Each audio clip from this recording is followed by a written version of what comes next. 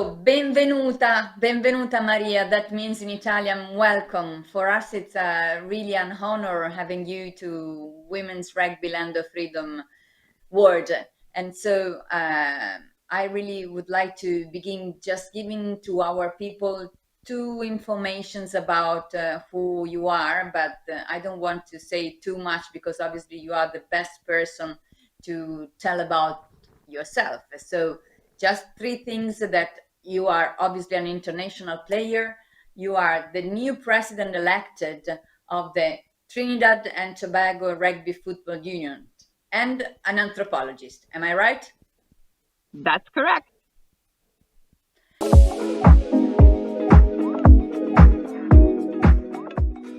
I began playing rugby in Canada, and I was a late starter. So I had played many sports before I played rugby.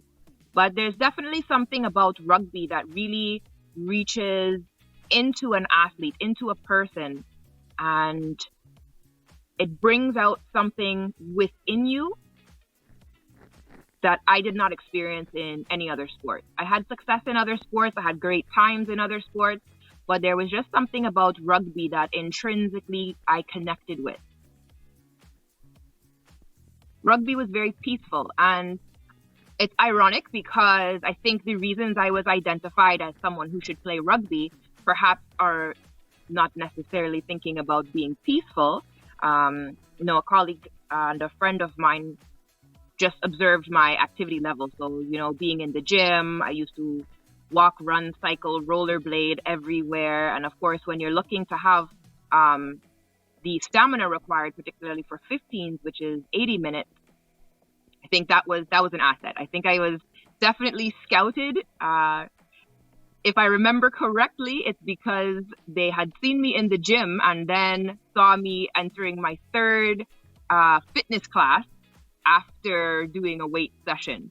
And so that was part of the process in which I was scouted for rugby, right? And so it's a lot of contact. It's a lot of hard work. It's very physical. It's, all of these things. But of course, to come back to that peacefulness, I find that there are so many things and more every day. We have things coming at us, right? We have access to so many resources. We have so many different organizations, bodies, events vying for our attention, especially online. And where I find my peace in rugby is that when you are playing, especially when you're in those technical positions like the scrum, the line out, the ruck, the maul, you can't think about anything else. And for me, that's very peaceful to have one job to do. It doesn't matter how hard the job is, as long as I can have my focus controlled onto only that, then I find it very peaceful.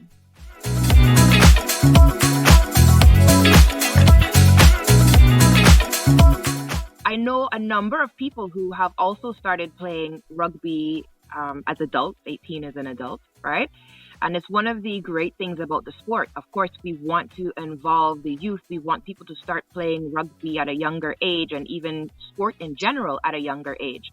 But one of the things that I think is so important is to recognize that it's not too late to start a sport as an adult. And it doesn't have to be even 18. It can be, 30. It can be 40, right? You don't have to limit yourself and your involvement in the activities that you enjoy doing based on your age. Particularly 15s rugby is an environment where you can come out, participate in a team, you can get that physical activity, you can get that community, the community environment, and you learn a skill. You might have a specific position in 15s. You may not play the full 80 minutes, but you have an opportunity to be on the pitch and to be involved in sport in that way. So I absolutely encourage people, don't think that because of your age, it's too late to begin a sport, especially not a sport like rugby. In rugby, you will also find different types of personalities, people in different stages of their life, people who enjoy doing different things. Rugby is what connects us, and the understanding that our differences are what makes us stronger and more dynamic is so important. And I think that is something, if it can carry on into the community, into society is so, so important. It's a lesson we can learn from rugby.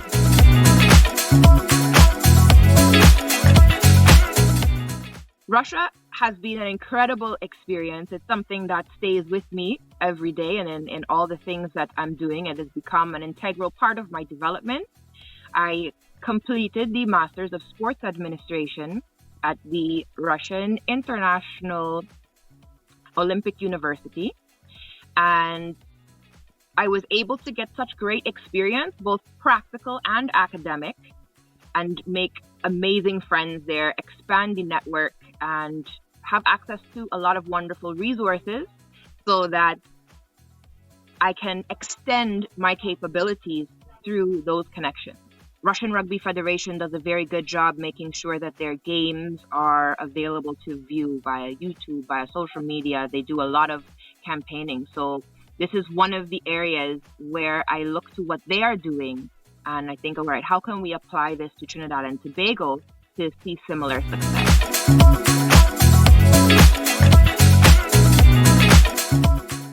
Oh, well, on my everyday life, it's huge because I am, doing rugby full-time now in an administrative capacity. So yes, my everyday life is 100% rugby. I am looking forward to when that can be the case for more people. The limitations that we have due to the restrictions from COVID-19 means that involvement in rugby is different from what it has looked like before. We're definitely looking to explore resources again. How can we continue to move forward? Does that mean that we approach things in a different way? How do we look at the opportunities for individuals, for groups, and create an environment where our daily life can still give us the joy from rugby and also set us up for success in whatever the future is going to look like.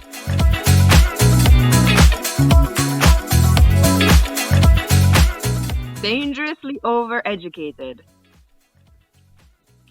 We were doing photos for the university, and I chose this sign because I enjoyed the irony of it.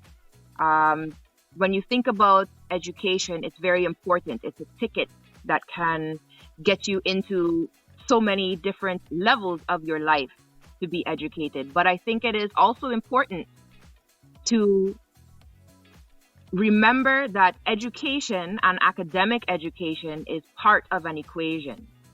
And so I like the irony, and I laugh at myself holding the sign thinking that I am dangerously educated, simply because it's necessary to take the information that you learn, to take the information from that education, but also to know how to apply it.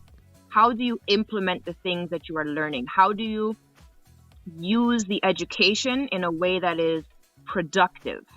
And so I chuckle when I think dangerously overeducated, because I always want to remember that as much as I can pursue education, I have to remember that if it's not applicable and that it's not actually something that supports development and improvement, not only self-improvement, but for the community that I want to give back to, then, it's dangerous, because it's something that perhaps is not serving the purpose that we would like it to serve.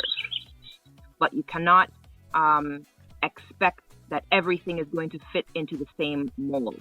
And so when you think about resources, sometimes they don't look the way that you expect them to. You may think that a university degree is a resource, and it is, but that doesn't mean to ignore the resource that comes from experience, right? One of the highlights of, being a part of educational systems is the network that develops out of that. And perhaps it's a little bit more difficult to identify the resource. It's the person who is with you in class. It's the person who you interact with perhaps through an internship, right? These are all resources that may not be the main point, but within that, you can find a way to really move forward. Because the world has become very resourceful as far as using things online. This is, I think, been a learning curve for most of us, right? When you think about sports, do you think that social media is going to be one of your strongest resources? Perhaps not. Yet we've seen how much teams have adapted. You have videos where a team across the world can be passing a ball to each other through this video, and we've become connected by this resource. There are people who identify things that people may walk past. I mean, this is not a rugby example, but, I read recently about making leather from cactus, and I just think if we have a different perspective on things, imagine the resources that we have that we're not even identifying yet. And so I hope that when people think about resources, that makes them look at things a little bit differently. So there's freedom in knowing that you are never without resources, even if it appears that way at a specific time.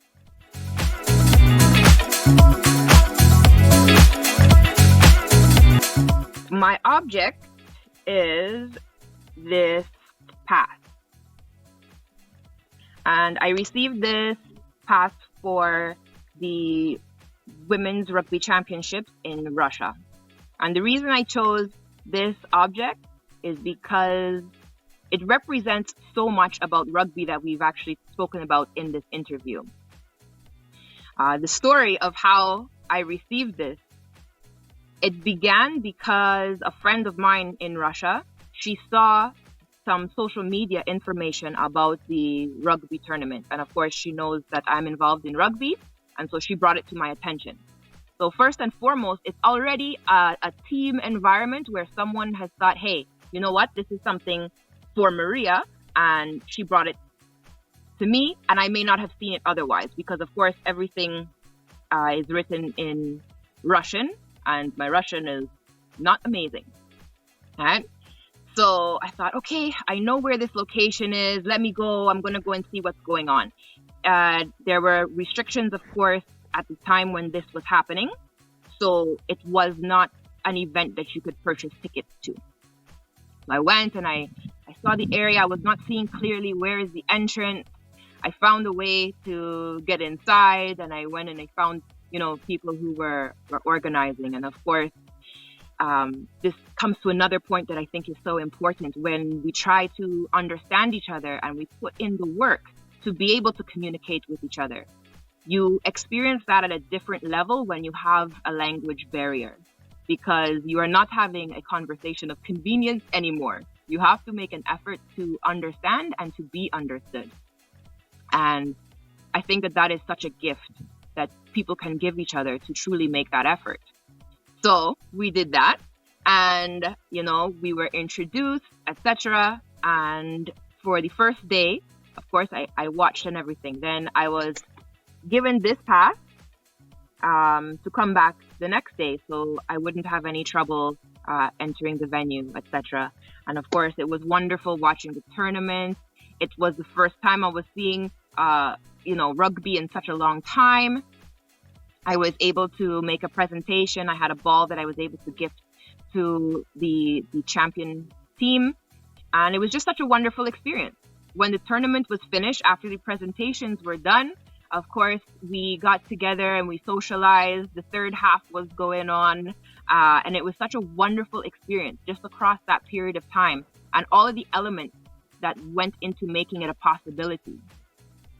And so it reminds me that rugby is a key. And if you follow that, then, as a rugby community, we are very welcoming and we create these experiences that otherwise we would not be able to have.